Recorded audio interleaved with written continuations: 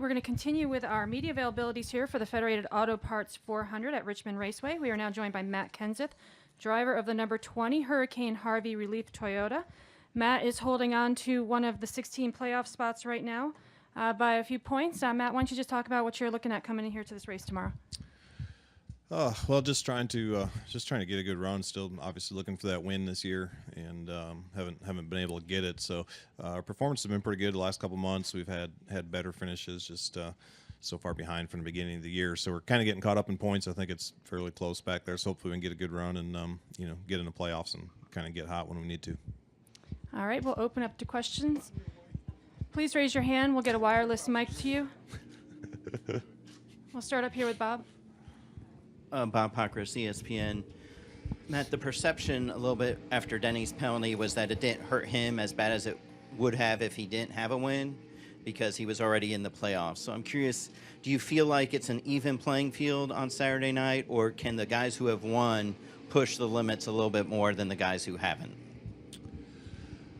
Well, I mean, first of all, I think the penalty is exactly the same. Unfortunately, Joey had the penalty earlier in the year, and everybody feels like it's more severe, but it's really not. It's the same. We've all had the same exact number of races to go out and win, to gather more points.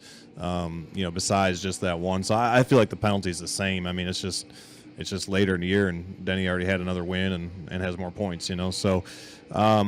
As far as if they already have a win, pushing it, I think everybody's pushing it every week to go as fast as they can and to be as aggressive as they can. Certainly, I think when it comes to, strategy,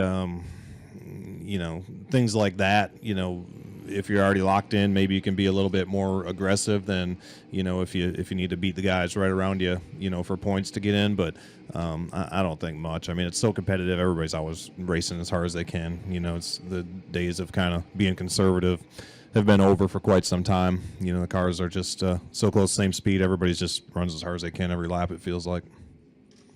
Go to the far left to Jerry. Jerry Jordan, Kicking the Tires, and PRN.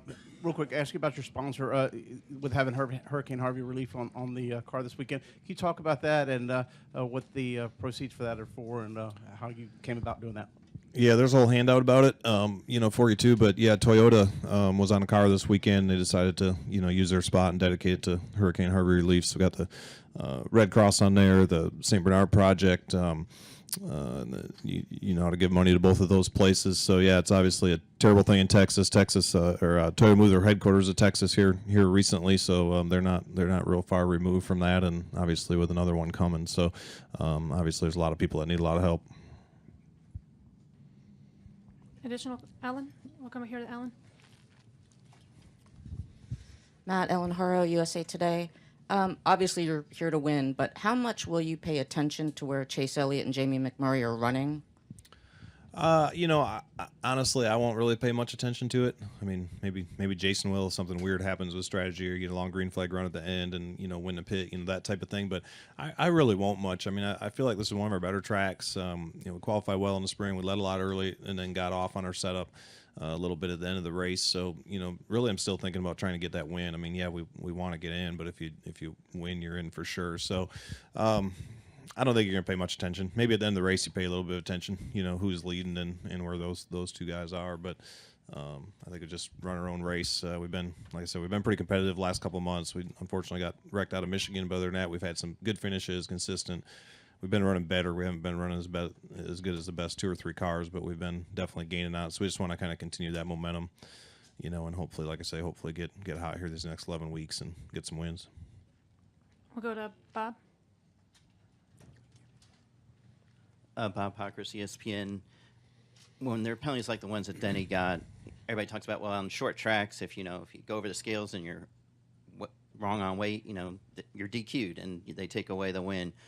Is there any difference at this level, and would taking away a win be any sort of deterrent with the penalties that have already been issued?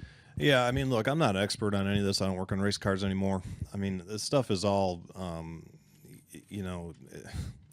it's just not like, you know, it wasn't the old days, right, where you got a bigger restrictor plate or you got soft tires or you got a big engine or stuff. I mean, this stuff is all thousandths of an inch. It's all ticky-tack. And yes, everybody's pushing the limit and trying to get everything they can because all the cars are just so incredibly close to the same speed. And you give up just a little bit of skew, you're giving up that much side force, you know, to your competitor. And it might be the difference between, you know, winning and losing. So I don't even know.